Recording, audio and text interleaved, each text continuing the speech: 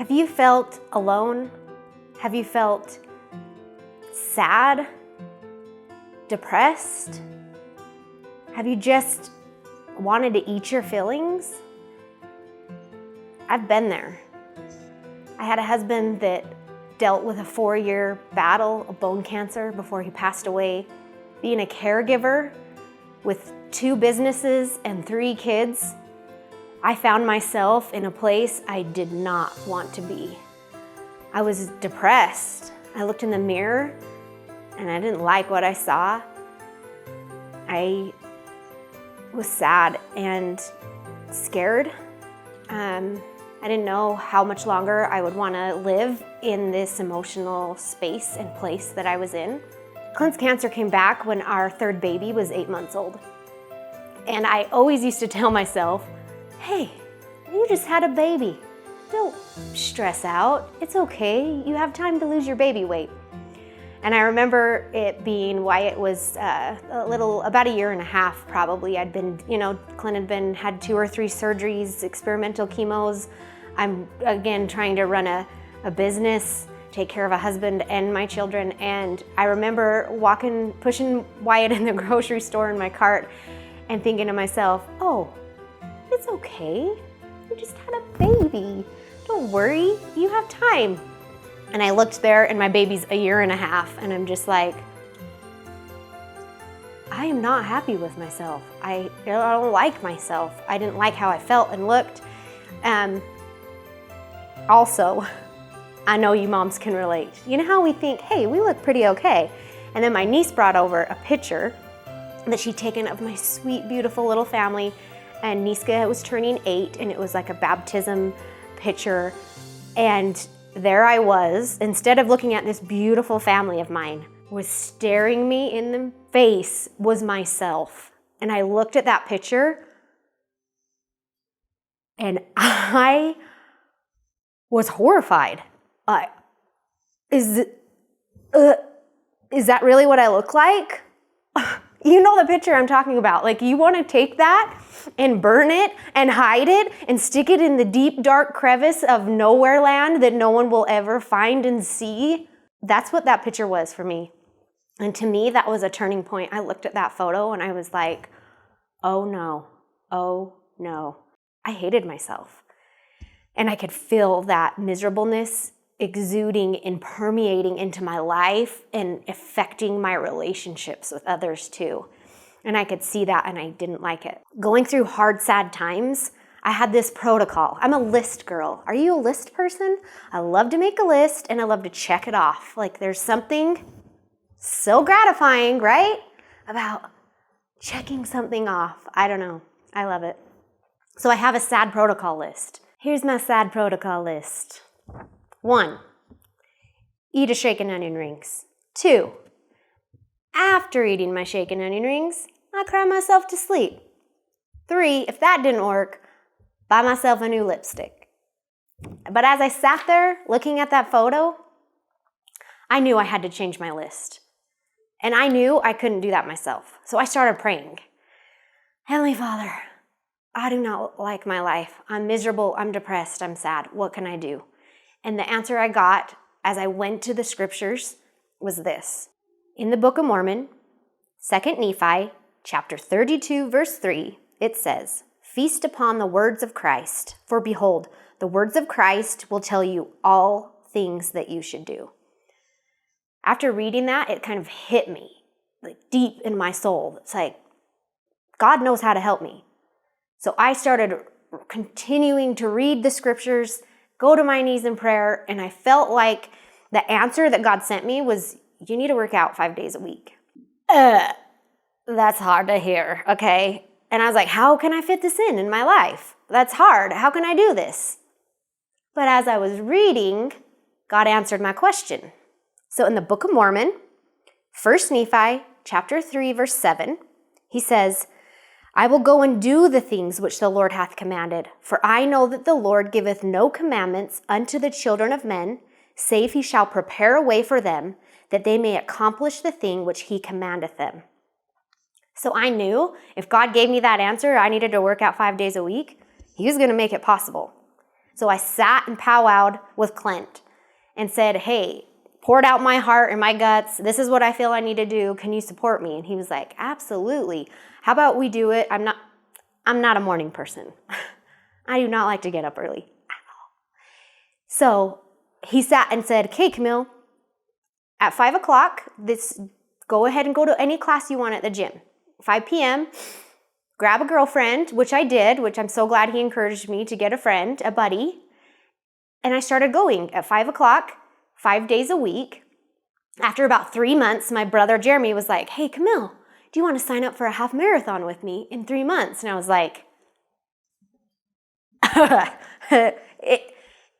did you really just ask me to run? Because the only time I run is when someone chases me. Like, there's no way I would have ever ran in my life. But I sat there and I looked at my sweet husband recuperating from cancer surgery, and I just knew that if he could run, he would. So I could. And I blurted out, of course I will. And inside I'm like, that was the dumbest thing you could ever say. But I did it. And I started and got my friend, Lori, who was going to the gym with me. I was like, I have this idea, Lori. And she's like, okay. And we started running. We did a 3-day-a-week training program.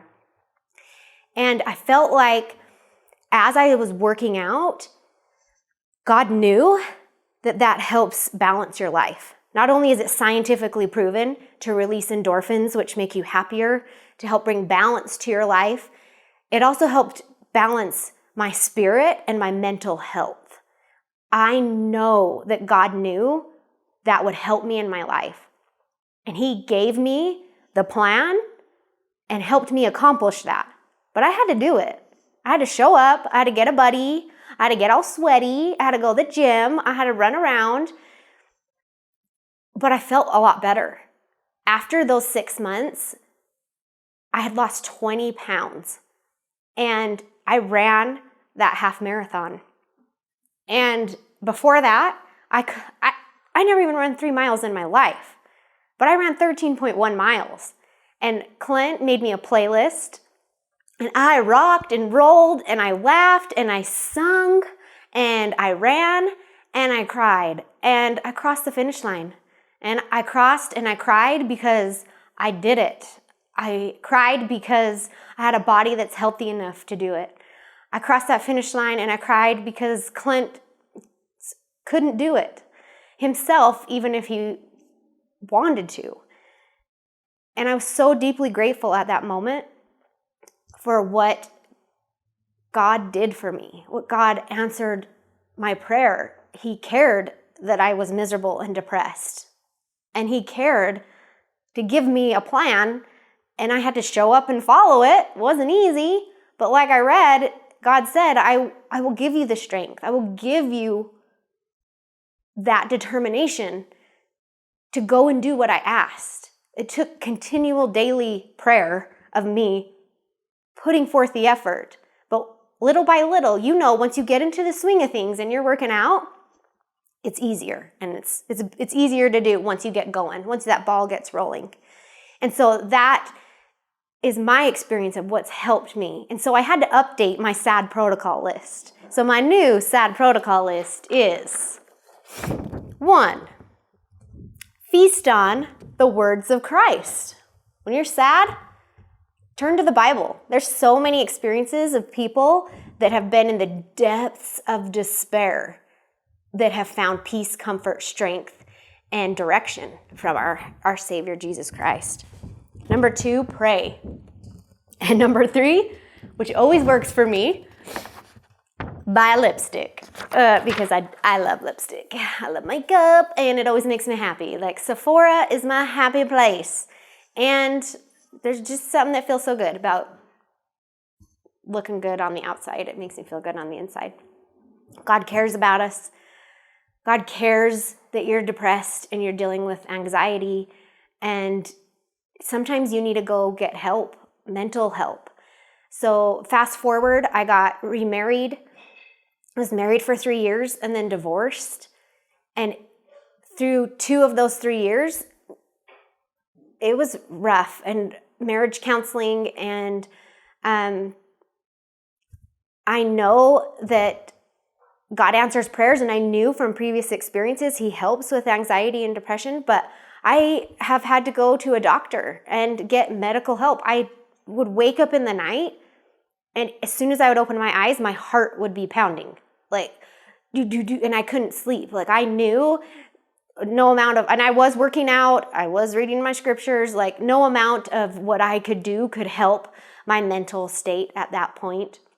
So I went and got on anxiety medication, and it was about a 3 to 4 month stint where I took that prescription medication from a medical health professional. So if you feel like, yeah, I'm listening to her, but I don't even have the desire, I don't have the energy to do anything that I'm saying, then go and see somebody, because there is things out there that will help you and that can help you when you see a medical professional that can get you by and bridge the gap to where now I don't take those anxiety medications anymore, but I am so glad I did, and I'm glad that I had them because I needed them. So you're not weak, you're not less than, you're not a horrible person if you need to get on medication, because I'm so grateful that it was there for me, because I needed it, and it really helped me in my life be able to deal with anxiety and depression.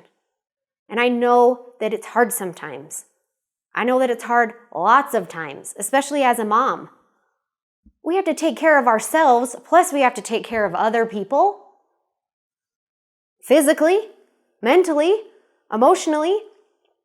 I mean, we've been in quarantine. I am sick of making food. We have to feed them. Like I joke with them, I fed you yesterday. Like, how many times you gotta eat? I'm continually cleaning up and preparing food and putting it on plates and then cleaning up. And it's hard. We have a lot of pressure as moms. And don't feel like you have to do it all alone, because you don't. I'm a single mom with 3 kids, but guess what? God is on my side. God is in my court. God is on my team. And I know with God on my team and God on your team, we can accomplish anything that He commands us to. The thought of running a half marathon was horrifying, but fast forward 8 years, and I have ran 10 half marathons, 2 full marathons, and 2 Ragnar Relay Races. You never know what you can accomplish if you just keep trying and believing in yourself. And don't forget, no matter what, to put on your big girl pants.